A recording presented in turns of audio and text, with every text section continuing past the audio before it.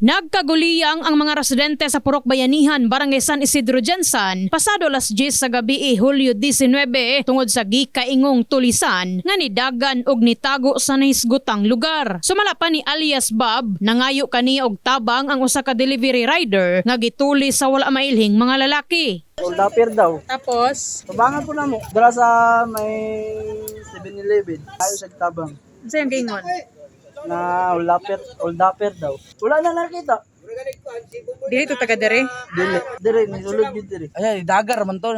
Niambak siyang kuan, niambak sa yang kaubakan. Gibiyagi to niyang kauban kaganina. Sumala pa sa mga nakakita, gigukod sa delivery rider ang duha ka lalaki nga sakay sa usa ka tricycad, human nga gikuha sumala pa ang ihang bag. Apan pag-abot atubangan sa usa ka gasolinahan sa nisgutang lugar, na-recover sa delivery rider ang bag human kining gilabay sa tulisan. Wala na sab gigukod sa mga residente ang tulisan tungod na hadlok na sab sila. Sikan man to duha ka buok.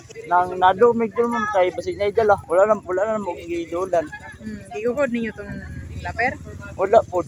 Kay nado ko may basig na idala ba.